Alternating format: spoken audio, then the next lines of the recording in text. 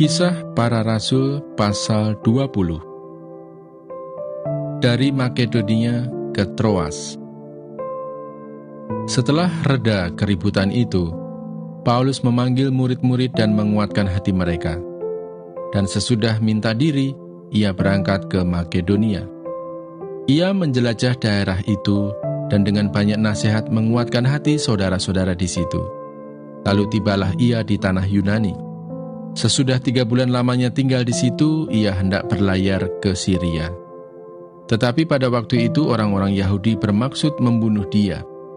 Karena itu ia memutuskan untuk kembali melalui Makedonia.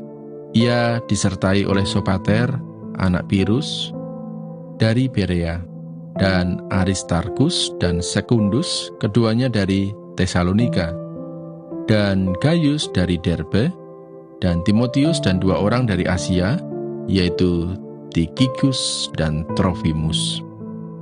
Mereka itu berangkat lebih dahulu dan menantikan kami di Troas. Tetapi sesudah hari raya roti tidak beragi, kami berlayar dari Filipi, dan 4 hari kemudian sampailah kami di Troas dan bertemu dengan mereka. Di situ kami tinggal 7 hari lamanya. Pada hari pertama dalam minggu itu, ketika kami berkumpul untuk memecah-mecahkan roti, Paulus berbicara dengan saudara-saudara di situ, karena ia bermaksud untuk berangkat pada keesokan harinya. Pembicaraan itu berlangsung sampai tengah malam. Di ruang atas di mana kami berkumpul, dinyalakan banyak lampu. Seorang muda bernama Eutikus duduk di jendela. Karena Paulus amat lama berbicara, orang muda itu tidak dapat menahan kantuknya. Akhirnya ia tertidur lelap dan jatuh dari tingkat ketiga ke bawah. Ketika ia diangkat orang, ia sudah mati. Tetapi Paulus turun ke bawah. Ia merebahkan diri ke atas orang muda itu, mendekapnya dan berkata, "Jangan ribut, sebab ia masih hidup." Setelah kembali di ruang atas, Paulus memecah-mecahkan roti lalu makan. Habis makan, masih lama lagi ia berbicara, sampai fajar menyingsing. Kemudian ia berangkat. Sementara itu mereka mengantarkan orang muda itu hidup ke rumahnya, dan mereka semua merasa sangat terhibur. Dari Troas ke Miletus. Kami berangkat lebih dahulu ke kapal dan berlayar ke Asos dengan maksud untuk menjemput Paulus di situ sesuai dengan pesannya. Sebab ia sendiri mau berjalan kaki melalui darat. Ketika ia bertemu dengan kami di Asos, kami membawanya ke kapal, lalu melanjutkan pelayaran kami ke Metilene. Dari situ kami terus berlayar, dan pada keesokan harinya, kami berhadapan dengan Pulau Kios. Pada hari berikutnya kami menuju Samos, dan sehari kemudian tibalah kami di Miletus. Paulus telah memutuskan untuk tidak singgah di Efesus, supaya jangan habis waktunya di Asia, sebab ia buru-buru agar jika mungkin ia telah berada di Yerusalem pada hari raya Pentakosta. Mazmur 22. Allahku, mengapa kau tinggalkan aku? Untuk pemimpin biduan, menurut lagu Rusa di kala fajar, Mazmur Daud. Allahku, Allahku, mengapa engkau meninggalkan aku? Aku berseru, tetapi engkau tetap jauh dan tidak menolong aku. Allahku, aku berseru-seru pada waktu siang, tetapi engkau tidak menjawab. Dan pada waktu malam, tetapi tidak juga aku tenang. Padahal engkaulah yang kudus, yang bersemayam di atas puji-pujian orang Israel. Kepadamu, nenek moyang kami percaya. Mereka percaya dan engkau meluputkan mereka. Kepadamu mereka berseru-seru, dan mereka terluput. Kepadamu mereka percaya, dan mereka tidak mendapat malu. Tetapi aku ini ulat dan bukan orang, celah bagi manusia, dihina oleh orang banyak. Semua yang melihat aku mengolok-olok aku. Mereka mencibirkan bibirnya, menggelengkan kepalanya. Ia menyerah kepada Tuhan, biarlah dia yang meluputkannya. Biarlah dia yang melepaskannya. Bukankah dia berkenan kepadanya? Ya, engkau yang mengeluarkan aku dari kandungan. Engkau yang membuat aku aman pada dada ibuku. Kepadamu, aku diserahkan sejak aku lahir. Sejak dalam kandungan ibuku, Engkaulah Allahku. Janganlah jauh daripadaku, sebab kesusahan telah dekat, dan tidak ada yang menolong. Banyak lembu jantan mengerumuni aku, banteng-banteng dari Basan mengepung aku. Mereka mengangakkan mulutnya terhadap aku, seperti singa yang menerkam dan mengaum. Seperti air, aku tercurah, dan segala tulangku terlepas dari sendinya. Hatiku menjadi seperti lilin, hancur luluh di dalam dadaku. Kekuatanku kering seperti beling.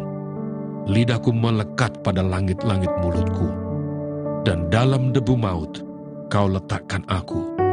Sebab anjing-anjing mengerumuni aku, gerombolan penjahat mengepung aku. Mereka menusuk tangan dan kakiku. Segala tulangku dapat kuhitung. Mereka menonton, mereka memandangi aku. Mereka membagi-bagi pakaianku di antara mereka, dan mereka membuang undi atas jubahku.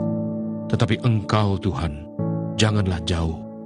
Ya kekuatanku, segeralah menolong aku.